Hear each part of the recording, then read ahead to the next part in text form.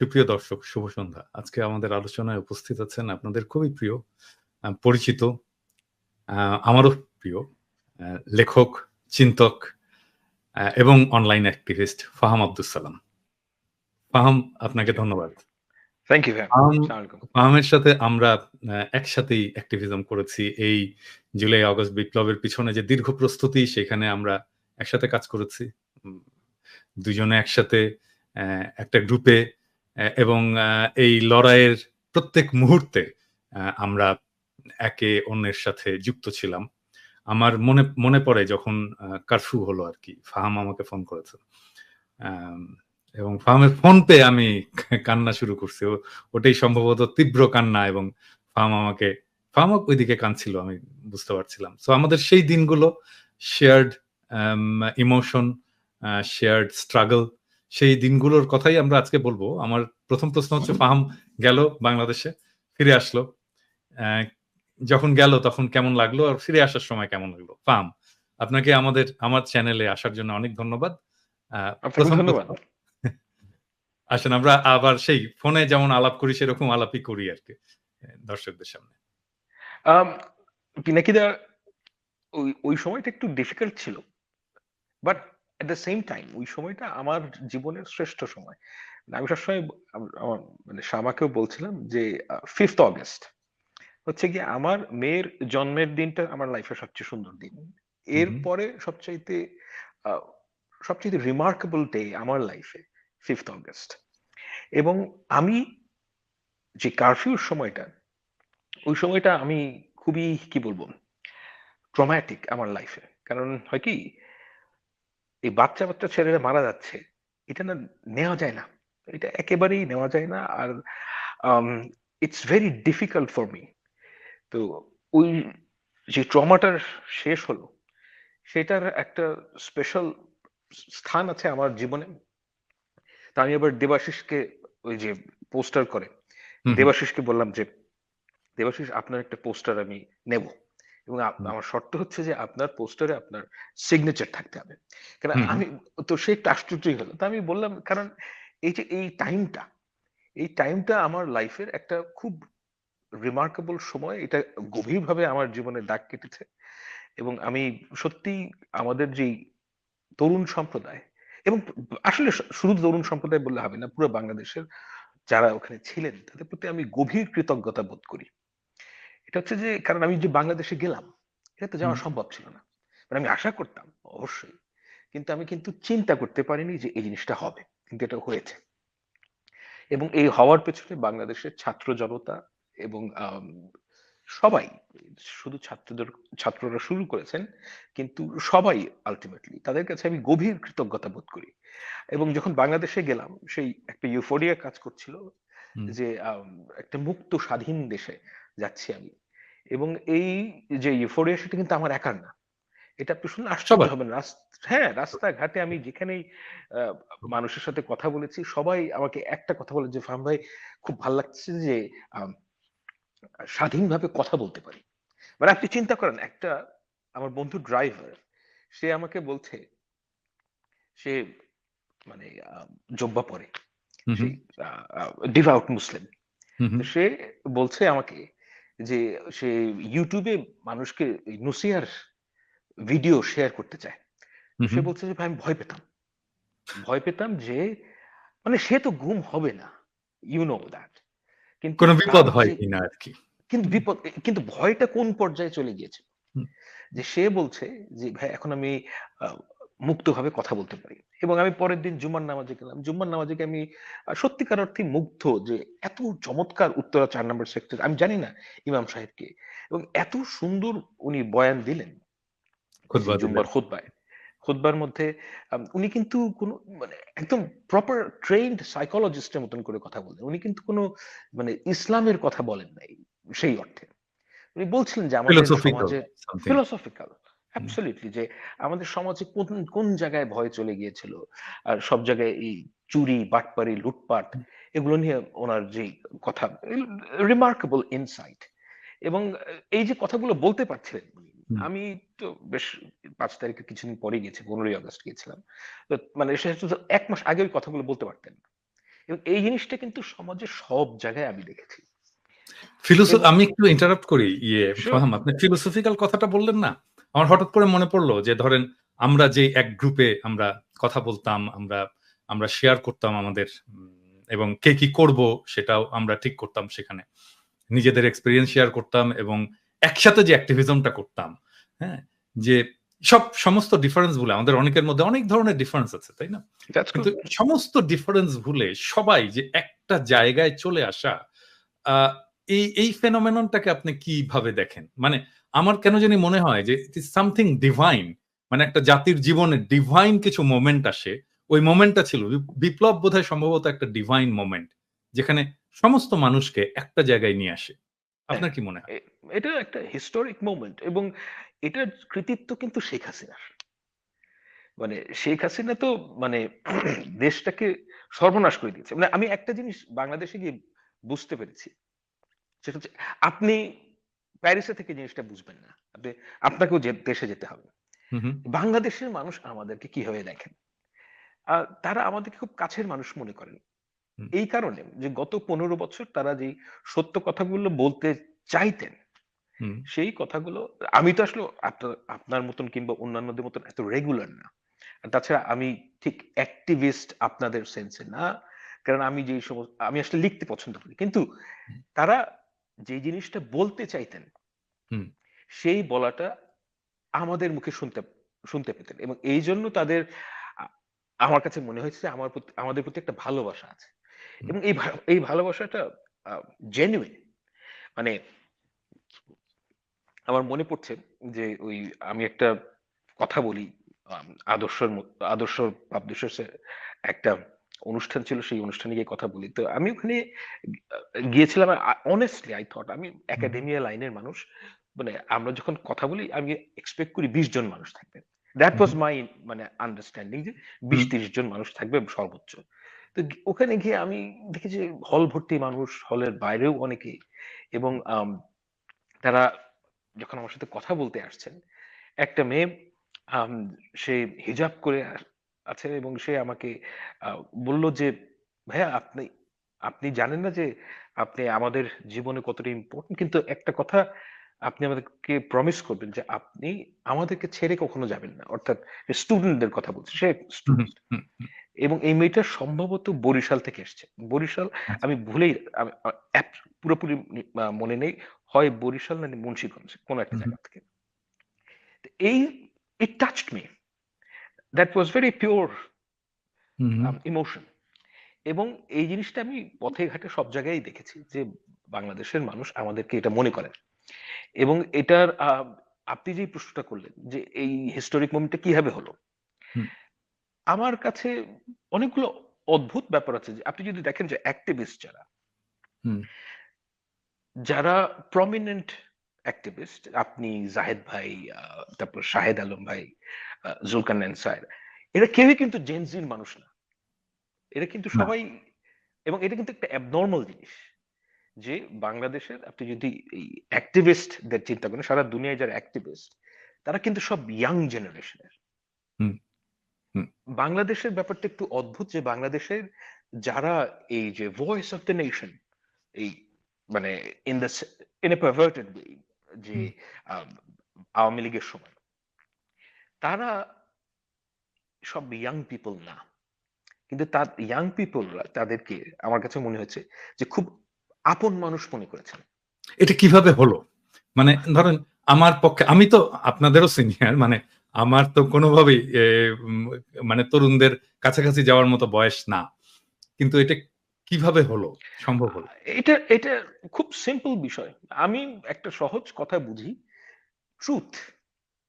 আপনি যদি সত্য কথা বলেন, এটার একটা অন্য ধরনের পাওয়ার আছে। এবং ট্রুথ স্পিকস ফর ইটসেলফ।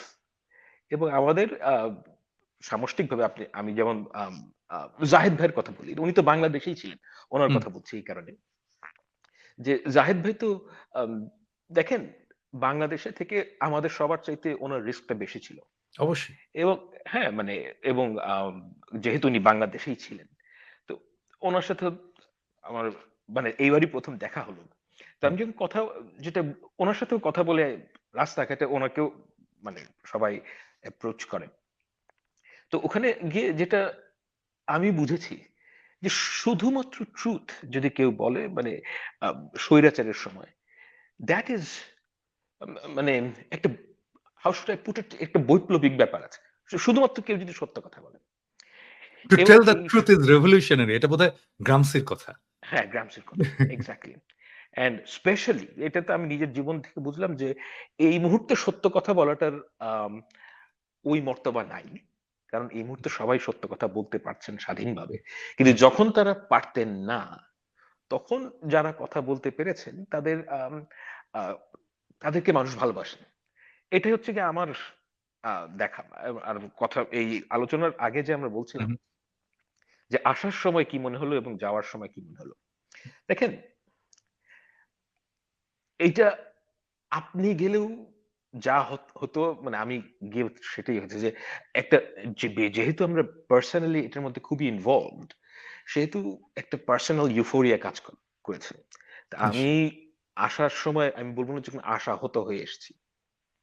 আমি আশাহত হই নাই এই কারণে যে আপনি বলতে পারেন যে এই গভর্নমেন্ট খুব ভালো ফাংশন করছে না। বাট এমনই তো হওয়ার কথা। হুম, আপনি যদি চিন্তা করেন যে আওয়ামী লীগ যেই মেস ক্রিয়েট করেছে এর মধ্যে ১৭ জন মানুষ যারা উপদেষ্টা, আমার মনে হয় ১৭ জন, ১৬ কিংবা ১৭ জন হুম, যতজনই হোক। তারা তো পলিটিক্যাল না এবং they are trying their heart and soul. কিন্তু at the same time the challenges are insurmountable এবং এই চ্যালেঞ্জ গ্রহণ করা আপনি চাইলেও ভাইয়া পারবেন না। বাংলাদেশের যে পরিস্থিতি এখন, আমি ব্যক্তিগতভাবে যত খারাপ অবস্থাই হোক, আমি এর মধ্যে আশা দেখতে পাই এই কারণে, কারণ আমি একটা জিনিস মনে করি যে বাংলাদেশের মানুষকে যদি স্বাধীনতা দেয়া যায়, হুম, যে তার উপর যদি কেউ চেপে না বসে, হুম, বাংলাদেশের মানুষের কিন্তু সমস্যা সমাধান করার ক্ষমতা অসীম এবং ওই জিনিসগুলো আমাকে খুব আমি সবসময় দেখেছি যে আমরা খুব ব্রাইট না। That I understand. কিন্তু আমাদের মধ্যে মানে জীবনী শক্তি মানে এটা অসীম। প্রাণশক্তি প্রাণ অসম্ভব। শক্তি। আমি আমি জাস্ট আপনার আগের ওই প্রসঙ্গটায় আসি আরকি। মানে উপদেষ্টাদের কথা বললেন তো। মানে আমার ফ্রাস্ট্রেশন আছে এবং আমি তো সেটা প্রকাশ করি। হ্যাঁ? হুম, ধরেন এটা ঠিক যে তারা পলিটিক্যাল না এবং এটাও ঠিক যে নন পলিটিক্যাল বা এপলিটিক্যাল লোকজনদেরকে পলিটিক্স এর বাইরের লোকজনদেরকে নেওয়া হয়েছে। কিন্তু ধরেন যে খুব কম্পিটেন্ট লোক পলিটিক্স করেন না। এরকম লোক কি নাই? ছিল না যাদেরকে নেওয়া যেত? আমি এক্সাম্পল দিই। আমি আসলে নাম ধরে এক্সাম্পল দিতে চাই না। কারণ এতে উনাদেরও বিপদ হয়। আর মনে করে যে বোধহয় আমি উনাদের কথা বলছি, তা না। ধরেন বদিউল আলম মজুমদার। আমি কিন্তু আশা করেছিলাম যে বদিউল আলম মজুমদার এই উপদেষ্টা পরিষদে থাকবে। হ্যাঁ? আ এবং উনি তো লড়াই করেছেন এবং ফ্যাসি বিরোধী লড়াইয়ের সাথে যুক্ত ছিলেন, intellectually যুক্ত ছিলেন, উনার বয়স বিবেচনায় দারুণ কাজ করেছেন।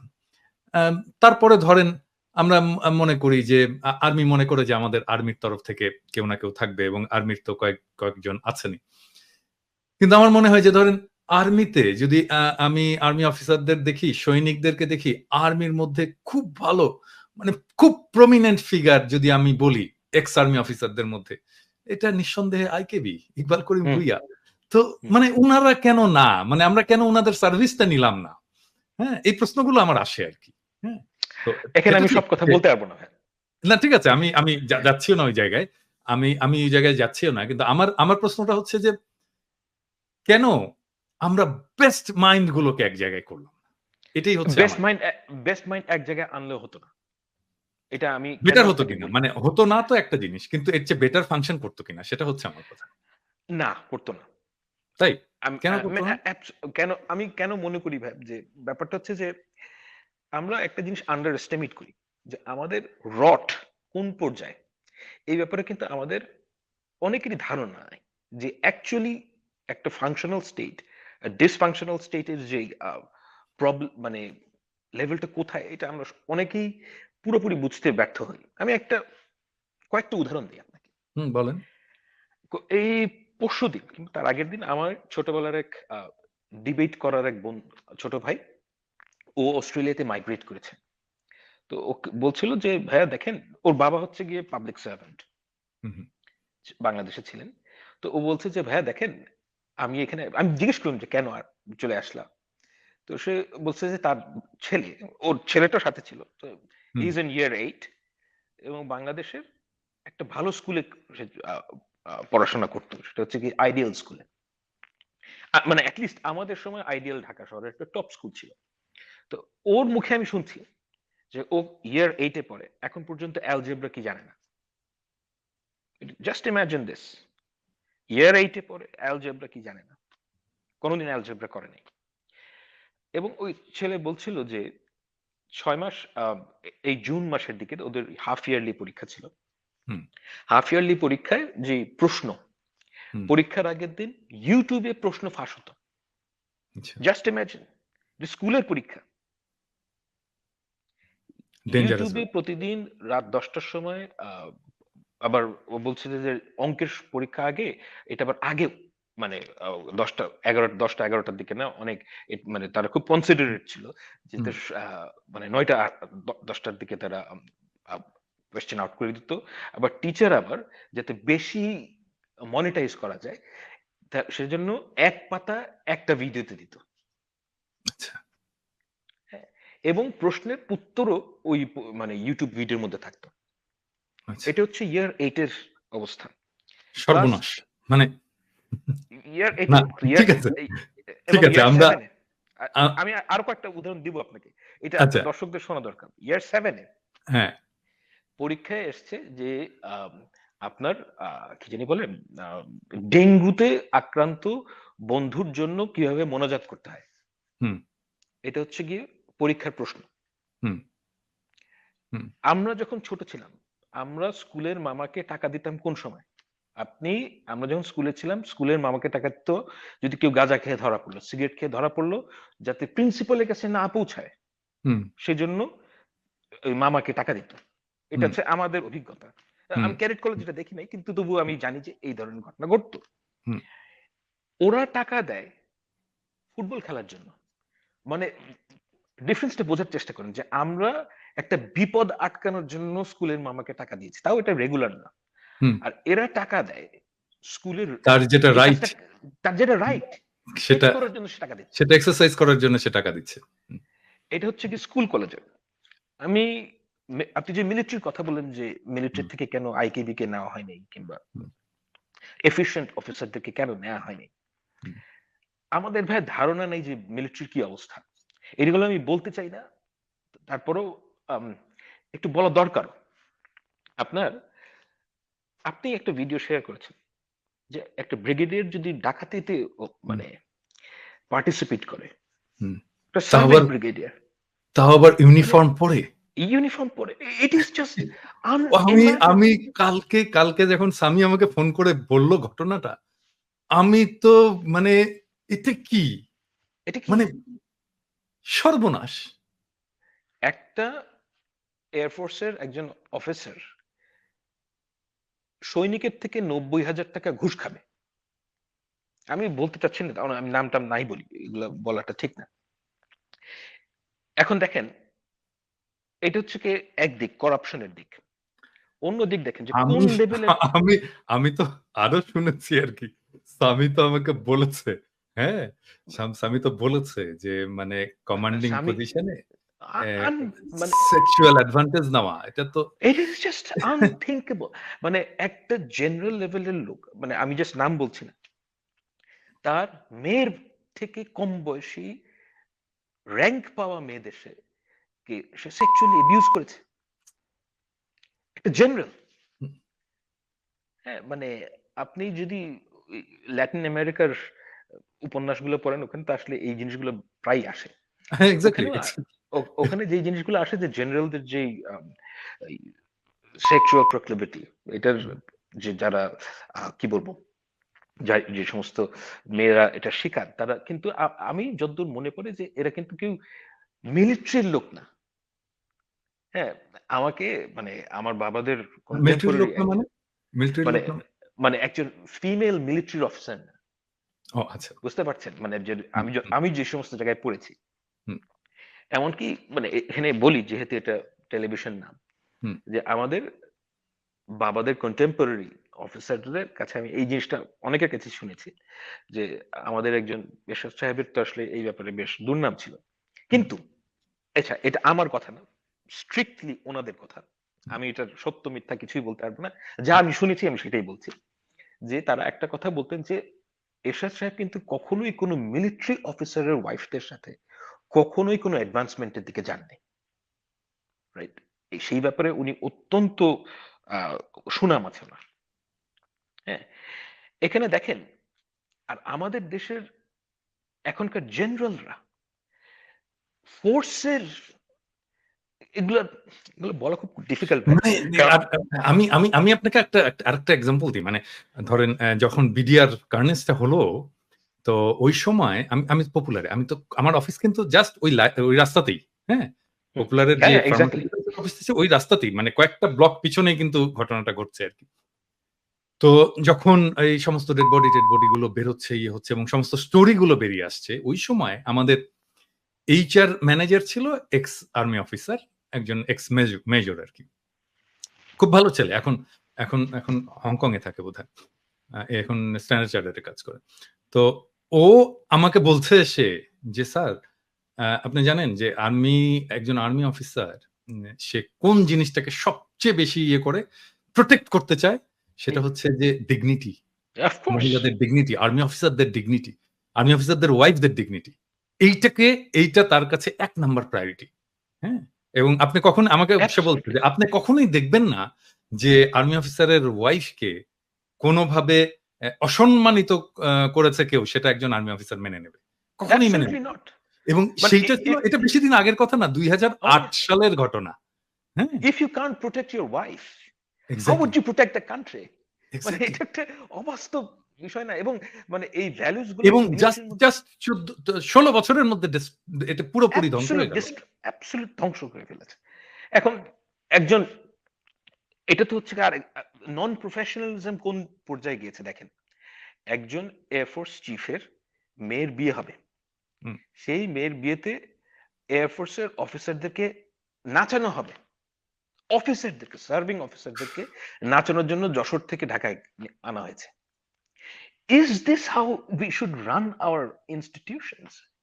হাসিনা যে আমাদের কি ধ্বংস করেছে, এটা না মানুষ মানে বুঝতে পারে না যে আমাদের পুরো সোশ্যাল ফ্যাব্রিক ধ্বংস করে ফেলেছে। একদম, একদম, এব একদম। একদম। একদম ডেস্ট্রয়। ওটা তো আমরা বুঝতে পারতাম। ওটা তো আমরা বুঝতে পারতাম, সোশ্যাল ফেব্রিকটা যে ধ্বংস করেছে, এটা ইভেন আমরা কিন্তু অনলাইনেও বুঝতে পারতাম। হুম, ধরেন এই যে মানে মুরুব্বিদেরকে সম্মান করতে এক্সাক্টলি, হবে, হ্যাঁ? এক্সাক্টলি। এইটা কি আমাদেরকে কেউ শিখিয়েছে? আমি আপনাকে একটা না। এক্সাম্পল দিই। খুব ইন্টারেস্টিং এক্সাম্পল। সেটা হচ্ছে যে তখন আমি কেবল আজিজুল হক কলেজে ভর্তি হয়েছি। মানে স্কুল থেকে পাস করে ইন্টারমিডিয়েট ফার্স্ট ইয়ারে। তো তখন তো সবারই একটু নতুন, নতুন হিরোইজম হয় আরকি। তো অফ কোর্স। রিক্সায় আমরা একটা জায়গায় গেছি আরকি। ৩ জন চড়ে একটা জায়গায় গেছি এবং রিক্শাওয়ালা এটা পছন্দ করেনি যে আমরা ৩ জন চড়বো, কারণ টানতে কষ্ট হচ্ছে।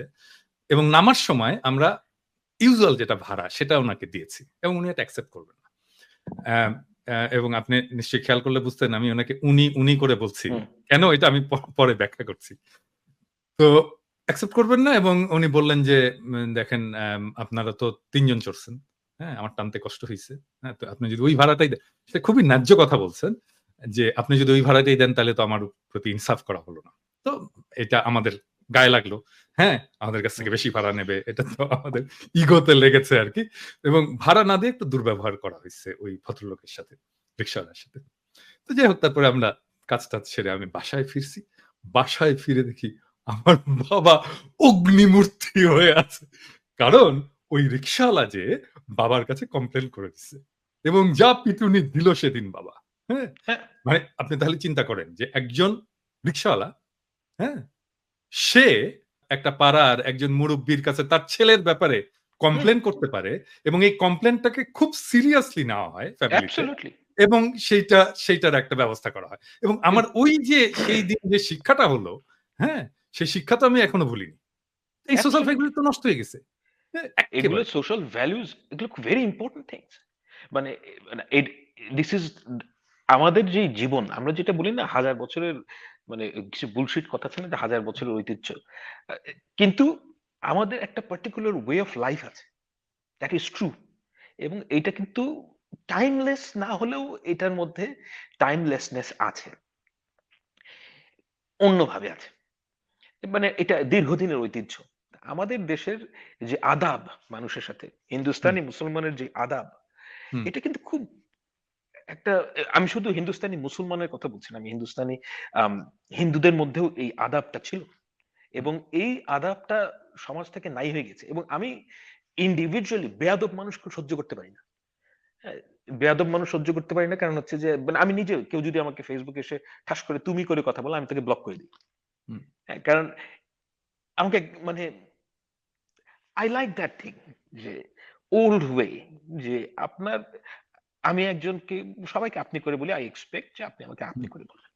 হুম, এবং আপনি যদি আমার বড় হন তাহলে আপনি আমাকে তুমি করে বলবেন। That's fine. হুম, কিন্তু এই যে আমাদের সমাজের যে আধুনিকতার নামে, কিংবা এটা আসলে আধুনিকতা না, এটা মানে সোশ্যাল ফ্যাব্রিক নষ্ট হয়ে গেলে আমাদের কোনো যে নরমস থাকে সোসাইটি, হুম, সেটা হুম, সবার আগে আঘাতপ্রাপ্ত হয়। এটা হুম, আঘাতপ্রাপ্ত হয় কেন? কারণ হচ্ছে গিয়ে আমাদের সমাজে কিছু আম চুক্তি আছে। এই হুম, চুক্তির মধ্যে কিন্তু আম এই চুক্তিগুলো কিন্তু আমরা ইনহেরিট করি। এই যেমন, এই চুক্তিটা আসলে আমি বানাইনি। এটা আমার হুম, বাবা, দাদা, তাদের হুম।